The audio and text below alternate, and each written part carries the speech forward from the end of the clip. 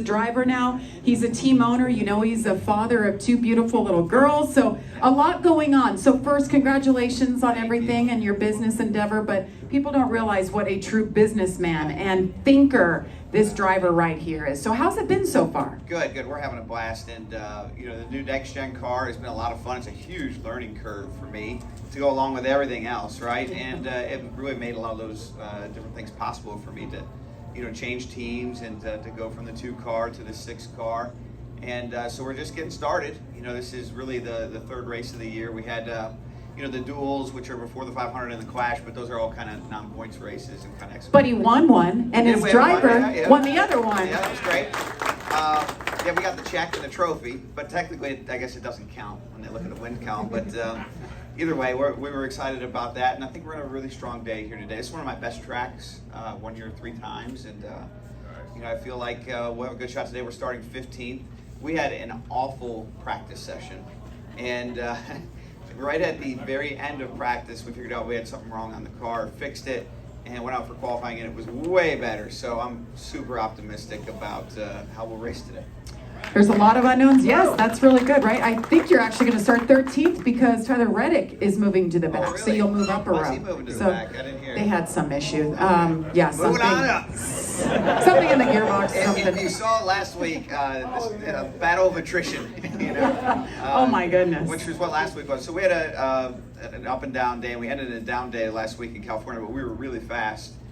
We got to spin really late in the race and got flat tires. And if you've seen the deal, if you spin now, the car won't move. So NASCAR is still working on a fix for it. But the temporary fix is that, you know, they grab a tow truck and they drag you off the track, which is pretty embarrassing. And so they drag you off the track to your pit stall and they change the tires. But when that happens, you naturally lose like 2 or 3 laps. So hopefully that won't happen to us today. This track here, I have a feeling, Jamie, that if you spin out here, they're probably not going to just drag you off the track. You're probably going to be torn up and out of the race. So this track is a lot less forgiving than California. California really wide. If you spin out, you can generally avoid hitting the wall. Not so much here. So I don't know, was anybody here for yesterday's races? Yeah, oh yeah. You saw a lot of action. You know, and this is one of the things that I think we're noticing, even with the Cup side. You know, it used to be races like this. You might see the cars run 100 laps straight, green flag, right? Well, in testing and last week in California, we haven't made it more than 25 laps.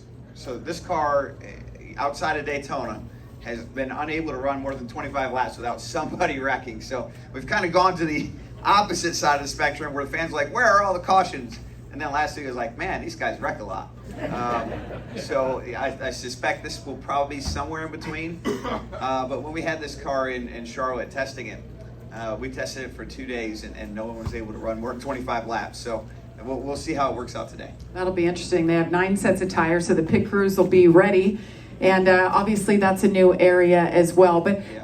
talk us through, Brad, this new car in here. Just, we hear how different it is, but how does it feel different? What are you up against, and what new things are you thinking about when you race here on your first mile and a half? Absolutely. So the biggest difference with this car from a driver's perspective is when it gets sideways, it doesn't save itself. So the cars that we raced here the last few years, and I'll get a little bit scientific and nerdy on here for a second. They had this, the rear part of the car was kind of twisted to the right. And the car had like not really symmetry, an asymmetry to it, to where the right side of the car, specifically the tail of the car, was hung out to the right.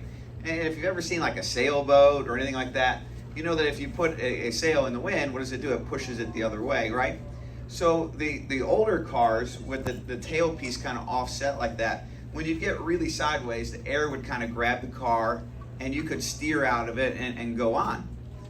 This car doesn't have it. This car is very symmetrical. So the tailpiece on the car is right down the center. And when it kind of gets its butt out in the wind, it doesn't come back. And so what that means is that the car is super unforgiving, very specifically on the exit of the corners.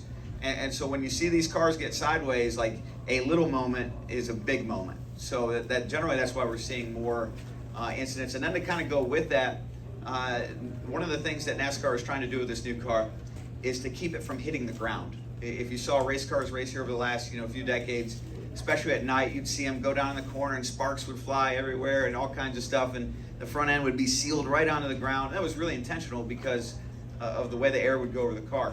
Well, this car has a rule that NASCAR's put in place that has travel limiters to keep you from traveling the car too much. And what happens is when you hit those travel limiters, specifically the rear ones, and you go over a bump, like you see there's a big bump over here in turns 1 and 2, those bottom out, and when they bottom out, the car just instantly spins out and wrecks. So that's a big challenge for us. California last week, super bumpy racetrack. Vegas here, super bumpy on 1 and 2. That's gonna be one of the key things to watch for today. If you go down into turn 1, especially on the very bottom, where it's the roughest, and hit that bump just the wrong way, the car will kind of bottom out and spin out. So that's gonna be a big moment on the track all day. I think the bottom line is these new cars are hard to drive. Yeah. And it's funny, depending on what drivers you talk to, and a lot of them are the older guard. They don't love the idea of having something so new. All of these new things to get used to, everything from shifting to just the pit stops.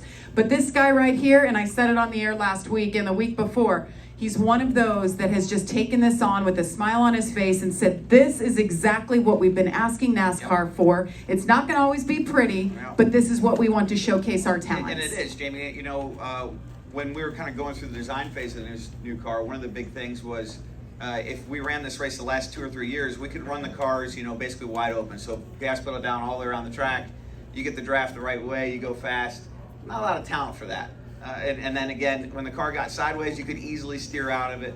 And that was kind of like, you know, I feel like a racehorse running with, you know, squirrels here. But this car is not that way. So this is a huge step change.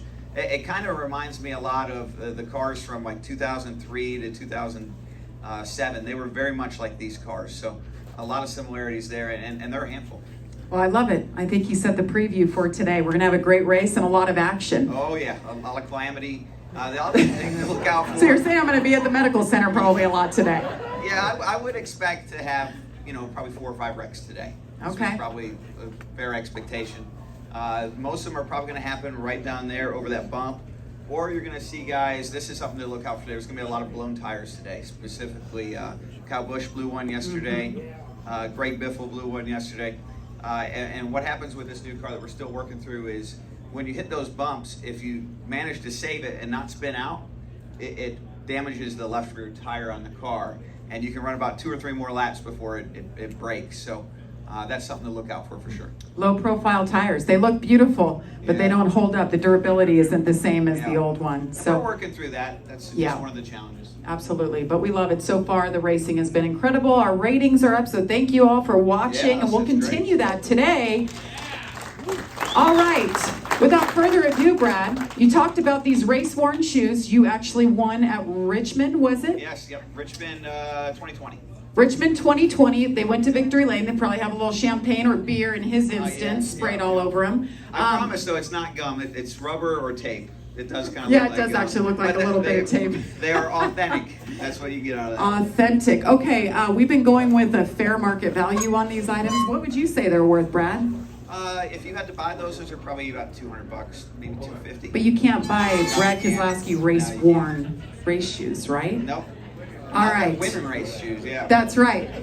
So, Mr. Kinney, let's auction off some awesome shoes. Excuse me for doing my job. We got my stuff. Oh, really? Are they going together? I think they're going to